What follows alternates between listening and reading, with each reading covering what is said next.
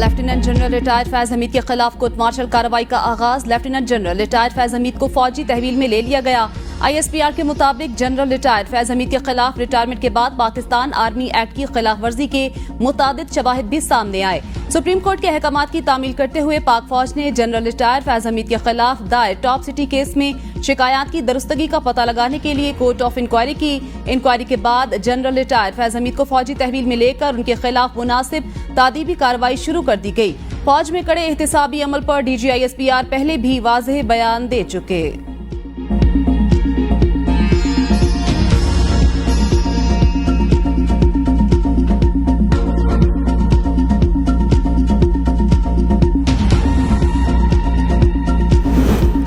इंशाअल्लाह फैज हमीद के खिलाफ शफाफ इंक्वायरी होगी। फैज हमीद रिटायरमेंट के बाद सियासत में मुलविस रहे। वजीर दिफा ख्वाजा आसिफ कहते हैं फैज हमीद ऐसे मामलात से बाज आने वाले नहीं थे।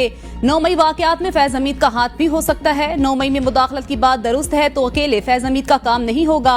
ये बात वसूख से नहीं कह सकता। 2013 में शुरू होने वाली साजिशों में यही लोग मुलविस रहे।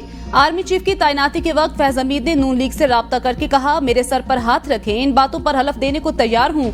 जनरल बाजवा ने जनरल फैज की तैनाती का कहा, नाम वापस लेते हुए कहा ना आपका ना हमारा बंदा, किसी और को लगा दें।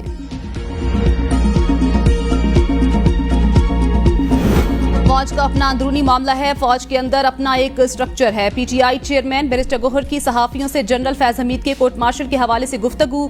कहा वो जिसके साथ जैसे करना चाहें कर सकते हैं। हमने कभी साबिक army chief general Qamar Javed Bajwa के खिलाफ कोई ऐसा मुतालबा नहीं किया, ना बानी PTI ने कभी ऐसी कोई बात की।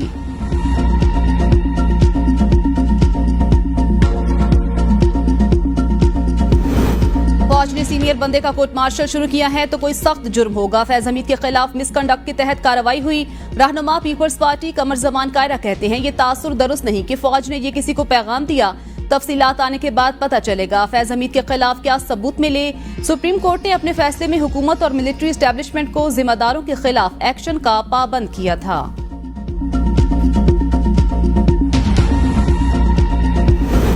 देर आए दुरुस्त आयद। 9 मई वालों की पुश्तपनाही करने वालों का भी एहतिसाब होगा। 9 मई बानी PTI से लेकर फैज हमीद तक जड़ तक पहुंच गए। आईनो कानून का नुकसान हो तो ऐसे इकदामात होने ही थे। सेनेटर फैसल वावडा का फैज हमीद के खिलाफ कोर्ट मार्शल कार्रवाई के आगाज पर तबसरा। कहा ये शुरुआत है, अभी बहुत बड़े बुत गिरने हैं। फौज ने पैगाम दिया मौजूदा क़यादत ईमानदार है। आने वाले दिनों में अरशद शरीफ पर भी हकायक सामने आएंगे। टॉप सिटी का केस उठेगा तो और भी कई नाम सामने आएंगे। ये बात सिर्फ करप्शन तक नहीं रहेगी, मुल्क को नुकसान पहुंचाने वालों का एहतसाब होगा।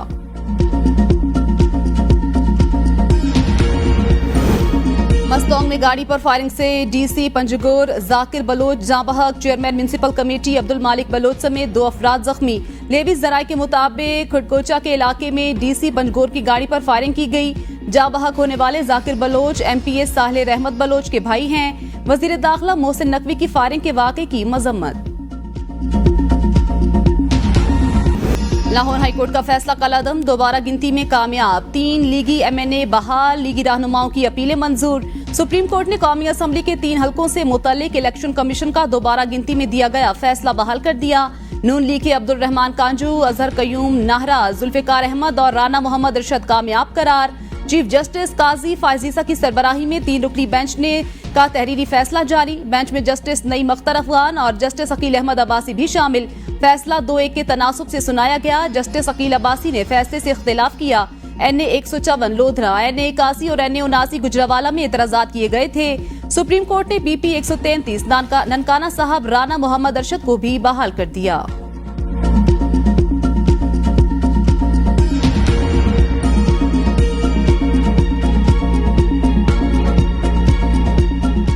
रिजल्ट टैली हो चुके थे, रिजल्ट अनाउंस और नोटिफाई हो चुके थे। MNA साहिबान ने ओथ ले लिए थे। इसी सरकमस्टांस में इसको रिवर्स करना हम समझते हैं इंसाफ के तकाजों के मुनाफी है। अब एक और रिकाउंटिंग की आड़ में कोशिश की जा रही है कि हमारी जीती हुई सीटें इनको कन्वर्ट किया जाए और उस जीत को डिफीट में तब्दील किया जाए। सुप्रीम कोर्ट का नून लीग के एमएनएस की बहाली का फैसला दुरुस्त नहीं, हमारे एमएनएस को उठाया जा रहा है। चेयरमैन पीटीआई बैरिस्टर गोहर की प्रेस कॉन्फ्रेंस, कहा हमारी सीटें दोबारा गिनती की आड़ में छीनी जा रही हैं। सुप्रीम कोर्ट के फैसले पर शदीद तहफ्फुज़ात हैं। सुप्रीम कोर्ट को फैसला देने से पहले इलेक्शन कमीशन का किरदार देखना चाहिए। नए चीफ जस्टिस का नोटिफिकेशन जल्द किया जाए। शिबली फराज ने कहा, इन लोगों की नजर में पाकिस्तान की आवाम की कोई हैसियत नहीं। इलेक्शन के नताइज जानबूझकर ताखीर का शिकार किए गए। तहरीके इंसाफ के मैंडेट को तस्लीम नहीं किया जा रहा। हमने जजेस के खिलाफ कभी गलत जबान इस्तेमाल नहीं की। हम चाहते हैं हर चीज कानून और आइन के मुताबिक हो। 60 के करीब दोबारा गिनती की दरखास्तें दी, हमारी दरखास्तों पर अमल दरामद नहीं किया जा रहा।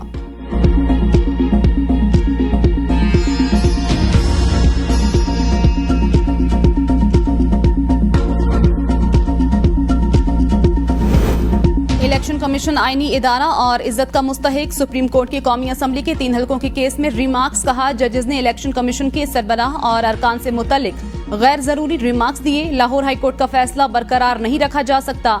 इलेक्शन कमिश्नर और अरकान एहतराम के हकदार। बदकिस्मती से कुछ जजेस इस पहलू को नजरअंदाज करते हुए तज़हीक आमेज रिमार्क्स देते हैं। हर आईनी इदारा और आईनी ओहदेदार एहतराम का मुस्तहिक है। इदारे की साख में इजाफा तब होता है जब वो एहतराम के दायरे में फराइज सर अंजाम दे।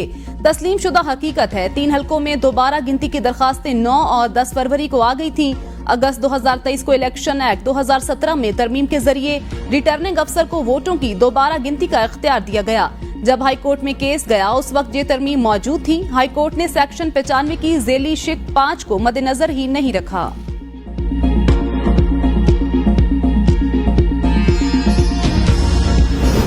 वोटों की दोबारा गिनती बारे सुप्रीम कोर्ट का फैसले में जस्टिस अकील अब्बासी का इख्तिलाफी नोट, कहा आइन के मुताबिक इंतखाबी तनाज़ात पर इलेक्शन ट्रिब्यूनल से ही रिजू किया जा सकता है। इंतखाबी अमल मुकम्मल होने के बाद इलेक्शन कमीशन का किरदार खत्म हो जाता है। मुतासरा फरीकैन इलेक्शन ट्रिब्यूनल से रिजू कर सकते हैं।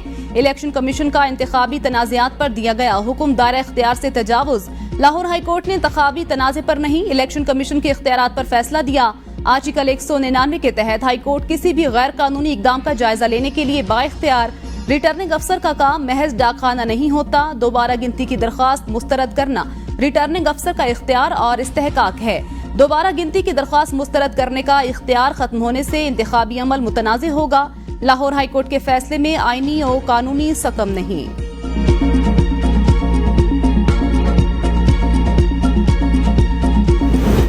बानी पीटीआई का चीफ जस्टिस की एक्सटेंशन पर एहतजाज का ऐलान। पार्टी को तहरीक के लिए तैयार रहने की हिदायत। अडियाला जेल में सहाफियों से गैर रस्मी गुफ्तगू में कहा, अगर मखसूस नशिस्तों पर सुप्रीम कोर्ट का फैसला ना माना और चीफ जस्टिस को एक्सटेंशन दी तो हम एहतजाज करेंगे।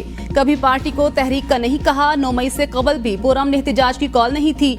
लेकिन अगर सुप्रीम कोर्ट के फैसले को नहीं माना गया तो मैं स्ट्रेट मूवमेंट शुरू करने का कहूंगा। इन्हें जब मालूम होता है कि जब मेरे एस्टेब्लिशमेंट से राब्ते हैं तो इनकी कांपे टांग जाती हैं। हालांकि मेरा किसी से कोई राब्ता है ना कोई बातचीत।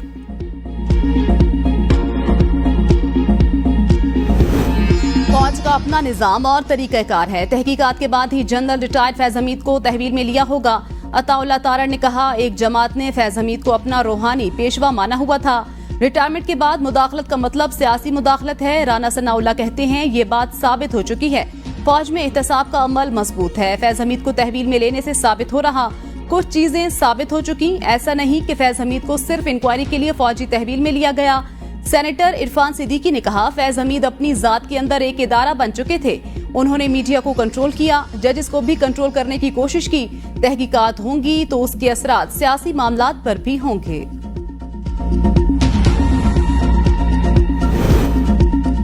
बानी पीटीआई से बात किए बगैर मुल्की हालात ठीक नहीं हो सकते। 9 मई को पुलिस कहीं नजर नहीं आई, इसकी तहकीकात होनी चाहिए। रहनुमा तहरीक इंसाफ मोने सिलाही की प्रोग्राम सवाल से आगे में गुफ्तगू, कहा पीटीआई को इलेक्शन प्रोसेस से आउट करने के लिए इंतखाबी निशान लिया गया। चीफ जस्टिस पाकिस्तान अपनी एक्सटेंशन बचाने की कोशिश में है। परवेज इलाही मुकम्मल सेहतयाब होते ही अमली सियासत का दोबारा आगाज करेंगे। मुझे बानी पीटीआई ने वतन वापसी से रोक रखा है। अल्लाह करे मुल्की हालात अच्छे हों और जल्द वतन वापसी हो। किसी दिन कुछ भी हो सकता है। लोग बाहर निकल आए तो हम आवाम के साथ होंगे।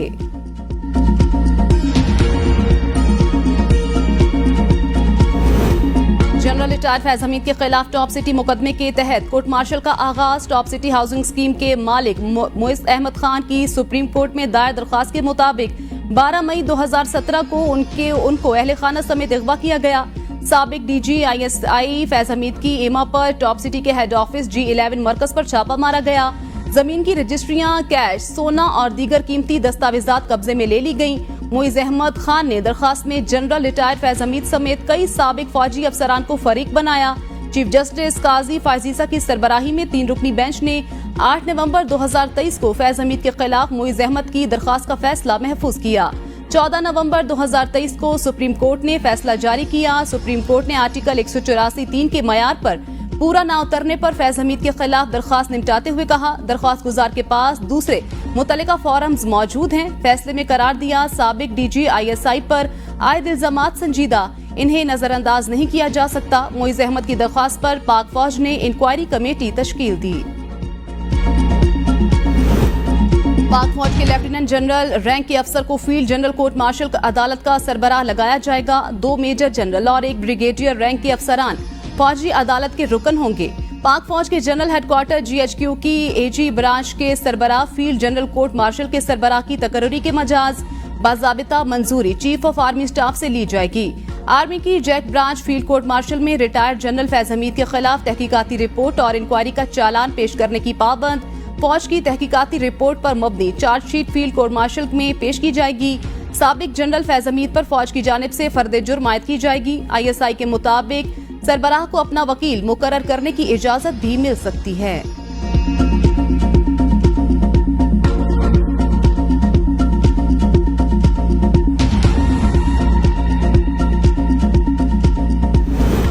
PSO में गैर कानूनी भर्तियों का रेफरेंस, शाहिद खाकान अब्बासी समेत तमाम मुल्जिमान बरी। एहतिसाब अदालत कराची ने रेफरेंस खत्म करते हुए नैब हुकाम को वापस कर दिया। नैब हुकाम की जानिब से रेफरेंस वापस लेने की दरख्वास्त मंजूर। शाहिद खाकान अब्बासी ने मीडिया से गुफ्तगू में कहा, नैब को खत्म करें वरना मुल्क नहीं चलेगा। अदलिया के निजाम को दुरुस्त करने की जरूरत है। 4 साल 2 माह बाद नैब ने कहा, ये रेफरेंस वापस लेते हैं। नैब सिर्फ एक गवाह लेकर आया। सियासी लोगों पर मुकदमात बनाए जाते हैं। मैं भी ये मुकदमा भुगतता रहा। आज हमारे लिए खुशी का दिन होना चाहिए। जो सियासी जमात आइन पर चलेगी हम उसके साथ हैं। हमारा किसी से कोई झगड़ा नहीं।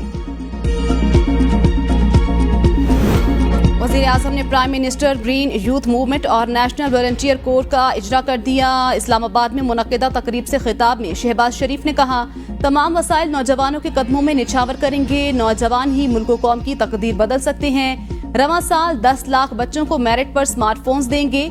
AI सबसे जदीद हथियार। ख्वाहिश है बतौर खादिम आला आपकी खिदमत करता रहूं।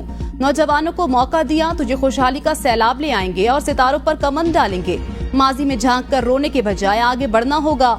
मुश्किल जरूर है, 77 साल गुजर गए, वसाइल की कमी ना पहले थी और ना आज है। शहबाज शरीफ ने तकरीब में अरशद नदीम के लिए तालियां बजवाई। वज़ीर-ए-आज़म का 14 अगस्त को 5 साला माशी प्लान भी पेश करने का ऐलान।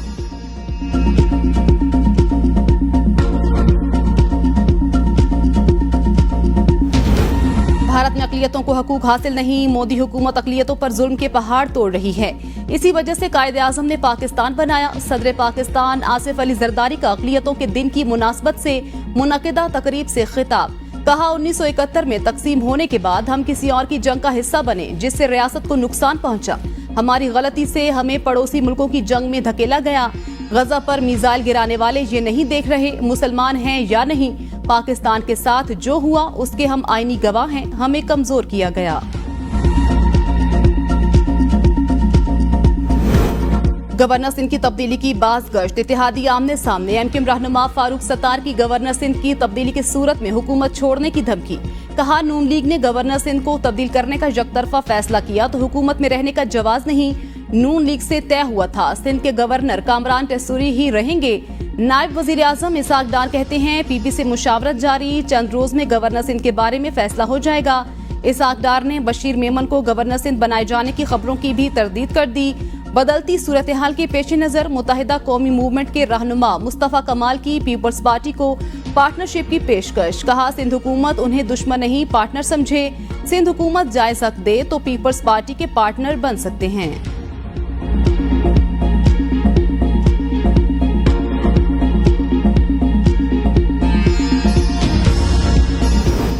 वज़ीर दाखिला मोहसिन नकवी से एमक्यूएम के चेयरमैन खालिद मकबूल सिद्दीकी की मुलाकात, बाहमी दिलचस्पी के अमूर, मुल्की सियासी सूरत हाल पर तबादला ख्याल। रियासती इदारों के खिलाफ शरंगेज प्रोपेगेंडा की शदीद मजम्मत। मोहसिन नकवी ने कहा, किसी को इदारों के खिलाफ मनफी मुहिम चलाने की इजाजत नहीं देंगे। मुल्क की तरक्की और आवाम की खुशहाली की राह में रुकावटें डालने की कोई कोशिश कामयाब नहीं होगी। पाकिस्तान के सामने जाती मुफादात की कोई हैसियत नहीं। खालिद मकबूल सिद्दीकी ने कहा, पाकिस्तान की खातिर सबको बाहमी इत्तेहाद और इत्तेफाक से चलने की जरूरत है। जान की बाजी लगाकर दूसरों की जान बचाने वाला बहादुर पाकिस्तानी कोहे पैमा मुराद सतपारा खुद रेस्क्यू ऑपरेशन में जाँ बहक। अल्पाइन क्लब के नायब सदर अयाज शिगरी की तस्दीक। अस्करदू में मुराद सतपारा 8047 मीटर बुलंद चोटी ब्रॉड पीक की मुहिमजोई के दौरान जख्मी हुए थे। पाक आर्मी की मदद से दूसरे रोज भी रेस्क्यू ऑपरेशन जारी। रेस्क्यू ऑपरेशन टीम में मजीद 2 मेंबरान शामिल। रेस्क्यू टीम मेंबरान को हेलीकॉप्टर के जरिए ब्रॉड पीक पहुंचाया गया। 4 क्लाइंबर्स रेस्क्यू ऑपरेशन में शरीक। मुराद सतपारा को बेस कैंप लाने की कोशिश जारी। 9 मई एक दिन में नहीं हुआ था। 9 मई के पीछे इमरान खान की 1 साल की 70 जलसे, 2 लॉन्ग मार्च, जहरीली तकरीरें थी। क्या हसन न्याजी जो है वो इमरान खान का भांजा नहीं है? क्या यास्मीन राशिद जो है वो बलवा कराने के लिए लोगों को साथ लेके नहीं गई थी? 9 मई के पीछे बानी पीटीआई के 70 जलसे, 2 लॉन्ग मार्च और जहरीली तकरीर थी। वजीर इत्तलात पंजाब अज़मा बुखारी कहती हैं, पीटीआई रहनुमाओं की वीडियोज और बयानात भी मौजूद। समझ नहीं आती 9 मई पर जुडिशल कमीशन की जरूरत क्यों है? क्या हसन न्याजी, यास्मीन राशिद और दीगर पीटीआई के नहीं थे? क्या महज इत्तेफाक था? मुजाहिरीन हर शहर में फौजी तंसीबात तक पहुंच गए। ये लोग अदालती हथौड़े से इंसाफ के अमल को तबाह करना चाहते हैं। लोग महंगाई की वजह से खुदकुशियां कर रहे हैं। मैंडेट चोर टोला सिर्फ टिकटॉक और गाने बनाने में मसरूफ है। मुशीर इत्तलात खैबर पख्तूनख्वा बैरिस्टर सैफ कहते हैं, जाली सरकार सिर्फ पटवारियों और थानेदारों के तबादलों में मसरूफ। लाहौर के अस्पतालों में मरीज रुल रहे हैं। जाली अरस्तू जिसके मुसल्लत होने का कह रहा है, उसके विजन पर अवामी मंसूबों पर अमल हो रहा है। वज़ीर आला पख्तूनख्वा ने तरक्याती स्कीमों का जाल बिछा दिया। 1 लाख मुस्तहिक खानदानों को शमसी बिजली फराहम कर रहे हैं। खैबर पख्तूनख्वा में सेहत कार्ड पर मुफ्त इलाज और अद्वियात दिए जा रहे हैं।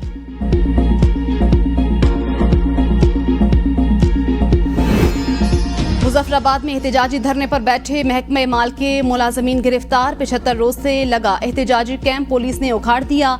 30 से जायद गिरफ्तार मुजाहिरीन थाना पुलिस सिटी मुंतकिल। गिरफ्तार मुलाजमीन में मरकजी सदर, जिलाई सदर भी शामिल। असिस्टेंट कमिश्नर मुजफ्फराबाद का कहना है, अफसर मॉल के हुक्म पर पुलिस ने महकमे के मुलाजमीन की गिरफ्तारियां की। गिरफ्तार मुलाजमीन का कहना है, इंतजामिया बेशक हमारी गिरफ्तारियां करे, हम डरने वाले नहीं। जश्न आजादी की तैयारियां अरूज पर। बाजारों में सब्ज हलाली परचमों की बहार। कोई घरों को सजाने के लिए कौमी परचम की खरीदारी में मसरूफ, तो कोई छोटी झंडियां और बैजेस खरीदने लगा। जश्न आजादी मनाएं एबीएन के संग। आपकी तैयारियां हम दुनिया को दिखाएंगे।